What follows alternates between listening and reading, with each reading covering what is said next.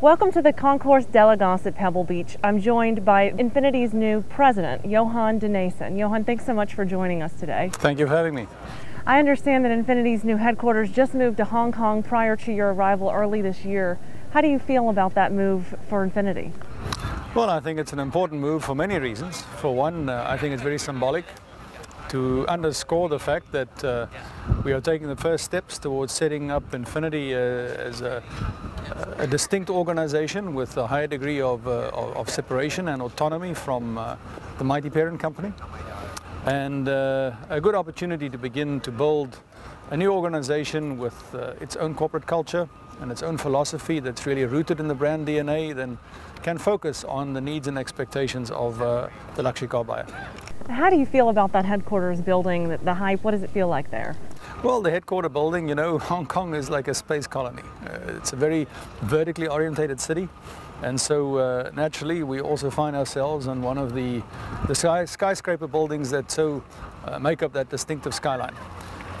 In that sense, it's a premium environment, but of course, you are part of many other distinguished companies that have taken up residence there. But it's a good place to be, and certainly a vibrant and exciting city, one that in many respects therefore makes it an appropriate home for the global headquarters of Infiniti. As somebody with extensive experience in developing a global luxury brand, what is it that Infiniti needs to take Infiniti to the next level to reach its full potential? I think we have a lot of really good basic building blocks in place. I mean, after all, product is at the heart of any automotive brand, and we certainly can look with great pride at our product portfolio. We probably need to pay a little bit of attention to emerging opportunities, and especially to establish a global footprint for Infiniti. The brand thus far has been largely US-centric, and we are now working very hard to also set up a second volume hub, if you like, for the brand in China. China is now the world's largest car market, and therefore any global player cannot ignore the importance of the Chinese market. And for that too, we have exciting news in that we've not only set up a standalone Infiniti organization in China and busy developing the distribution network, but the big news is that we are also going to start with manufacturing in China.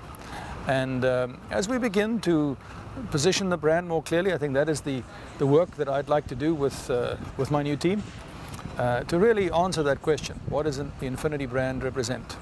That is an important departure point as we begin to craft the road ahead and develop our long-term vision for the brand. Any clue yet as to where that's taking, any new direction? I think unquestionably we want to be in a position where we can join the leadership club of the premier automotive brands. I think Infiniti has got a very distinctive positioning today, but one that probably needs a little bit more cultivation, also to create, as I said earlier, a more global footprint. I don't want to preempt the work that the team and I have ahead of us. My danger always is if I give my thoughts now, then that means that everybody might want to follow the same thinking as I have, and I like to stimulate good conversation. So I'd like to hold off that detailed answer right now. Will the brand introduce a halo car? Absolutely. I think that as part of our assessment of our current product footprint, especially, you know, as we want to become a more global brand, we have to look at the needs and wants of other markets, look at powertrains, perhaps smaller capacity engines than we have for the US market today. We might look at a powerful compact four-cylinder gasoline engine. We need to look at diesel engines, and of course the electric powertrain is a very important part of Infiniti's progressive technology attack on the future. But in addition to that, as we look at expanding the powertrains, we also need to look at which market segments we are not present in today. It might be on the entry side of the market. You know, the concept of compact premium is really gaining a lot of momentum nowadays, as companies everywhere have to deal with the demands of meeting tighter fuel consumption and emission targets. But on the other hand, the opposite end of the spectrum, we are after all also a premium brand, and a premium brand needs something that is really emotional and aspirational.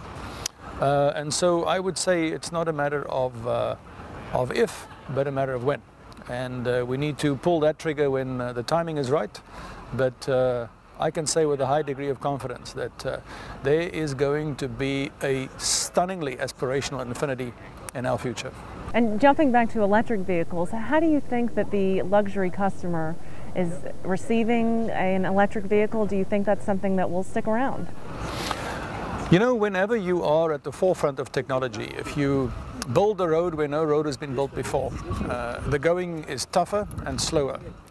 It takes a longer time to break through the rough terrain, so to speak, and to establish a solid base.